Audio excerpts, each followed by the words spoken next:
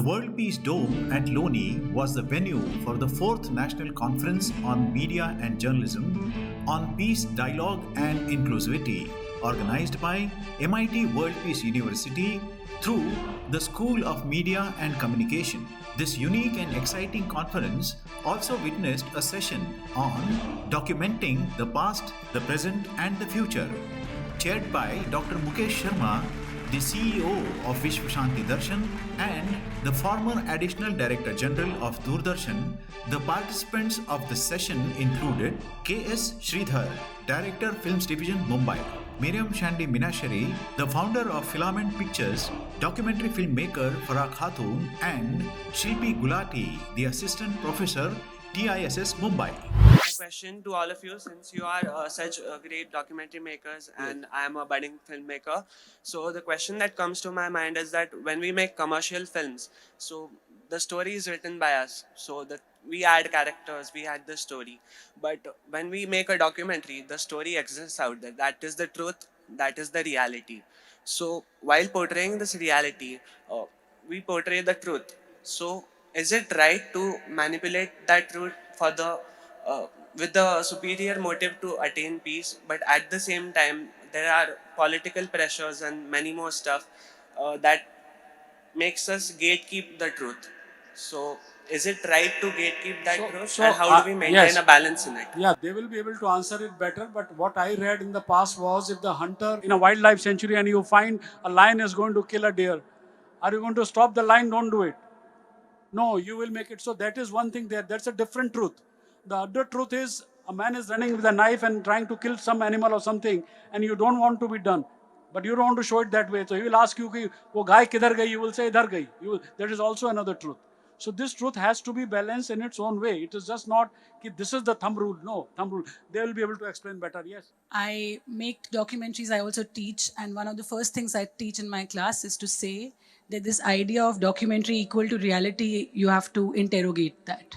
Okay, and there's a very big scholar called Trinity Minna. She's a Vietnamese American scholar. In 1990, she said there is no such thing as documentary. It's all fiction.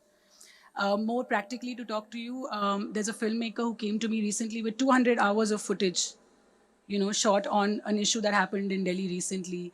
And he has shot it. He has so-called shot the truth. He's saying, I don't know what my film is about.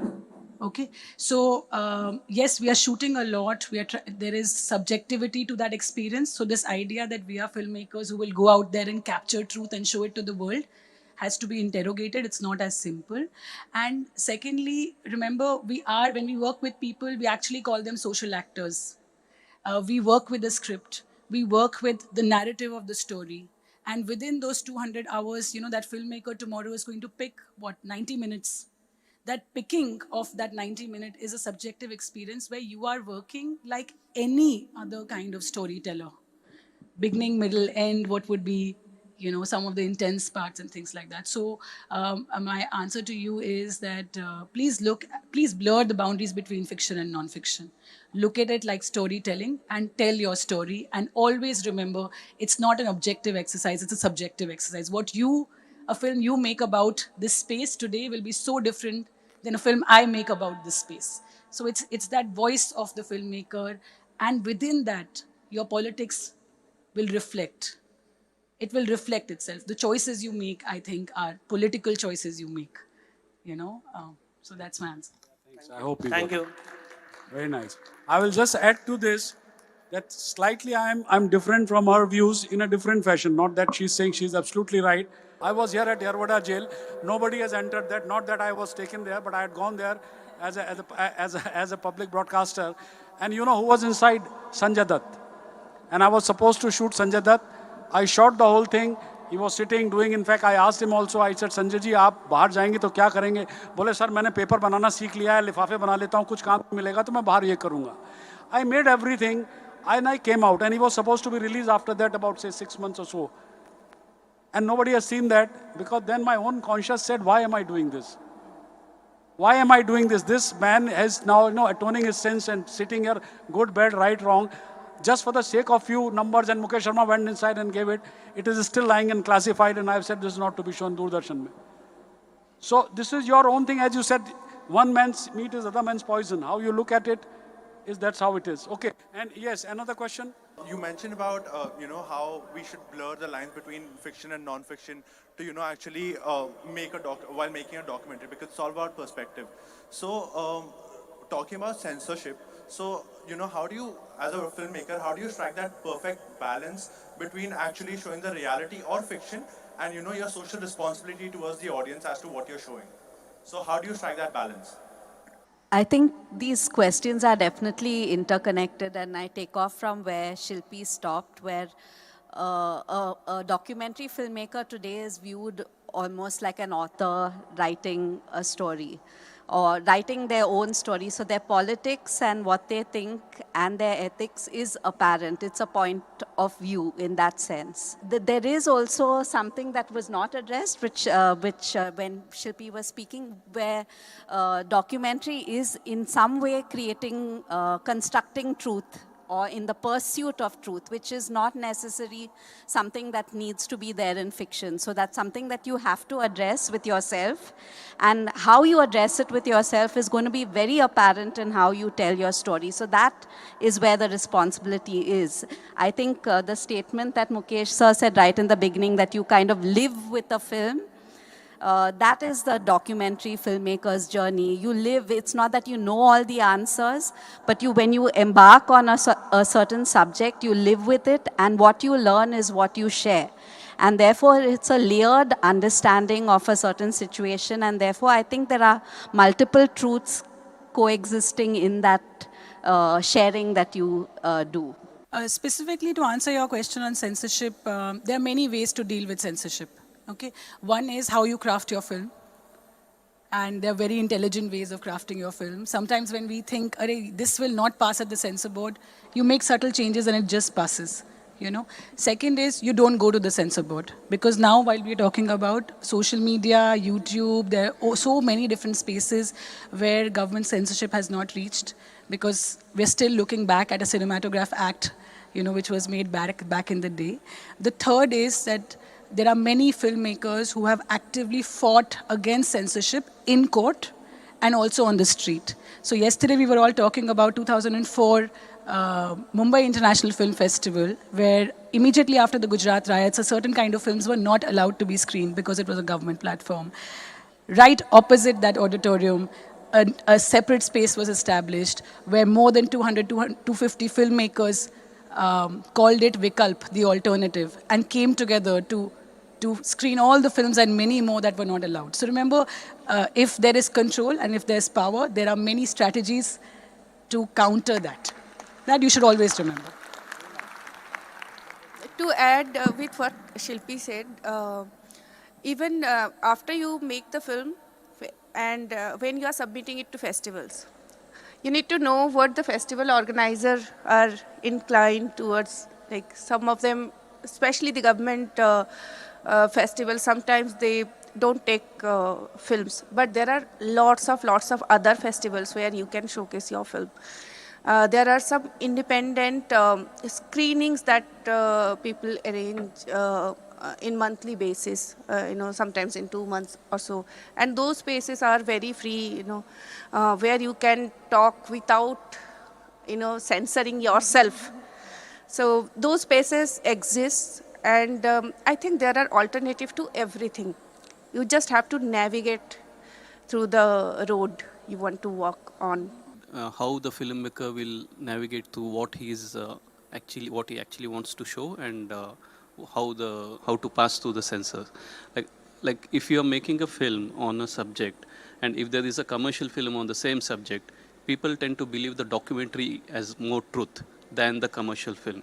So as a documentary filmmaker, it's also your responsibility to stay closer to the truth, to portray, to not try to influence your thoughts into the film, rather than showing what has actually happened there. Okay, so in that way, that's also a responsibility. I'm not talking of the censors, but it's a responsibility on the filmmaker himself to stay closer to the truth. Okay. Yeah. Hello everyone, I am Nupur, and even I had a question for the panelists. What are the difficulties a documentary filmmaker goes through while making a documentary film, and something you would like to advise to the aspiring documentary filmmakers? This question hits too close home, yeah. There are many kind of concerns, creative concerns, political concerns. So that's a longer conversation. But one of the things that I have sort of learnt over the years, and I would like many people to be aware of, is that, no matter where you are and who you're making a film for, which means whoever is your producer, whether it's the media school and their ideology, whether it is the government. Many of us have made films for PSBT and Films Division. Now there is the international market. There's also the OTT. So there are many ways in which the films can get produced. So funding is one of the main concerns we sort of deal with. And it's always important to be aware that wherever your money is coming from, it has certain motivations that you will have to navigate. Not be a sellout, not to give up, not to not make the films. Make the films you want to, but always negotiate and navigate. This idea of the independent filmmaker, I am very slowly getting rid of this idea of independence, because I feel like there is no way out of these structures, outside these structures. The only way is through. If I want to make a documentary in India today, I can go to the films division. I will come under certain constraints if my topic is of a certain kind, but I will navigate. I will push those boundaries. And I think that's an awareness that I've sort of come to, that I would like to share with young filmmakers. So I'd like to add to that. I think that documentary is definitely the spotlight coming from India. Internationally as well as nationally, I think it's sort of come of age. And it's built on like a whole legacy of filmmakers that have paved the way to this moment.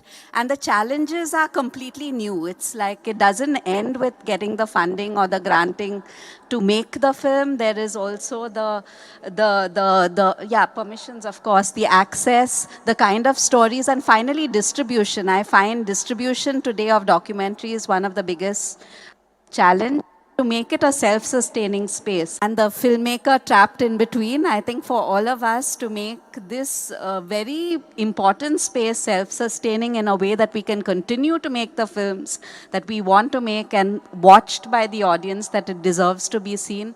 It's going to take a new generation to add their energies to ours, I think. I think Mr. Shridhar will have a story. He doesn't have a problem because funding is no problem. Funding is not a problem, but to accept the proposal itself is a problem. So, so it's not a very smooth sail. So yeah. So it is a struggle. It is a struggle to make a documentary that you want to make from your heart. Okay, if you accept what the producer wants, then you can easily do it. Okay. But if you have to make a film that's true to your heart, then it is a struggle in every stage. And even after you make the film, you have to know how to market it, how to show it to the public. Even if you don't want any revenue out of it, to reach it to the people is also a struggle.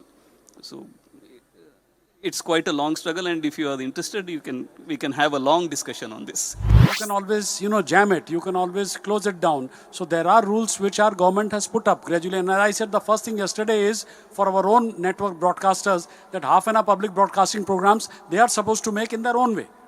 They are not saying that they should make on this, but these are the 8 subjects like this. So as technology is advancing, they are also following it up, and it will take time.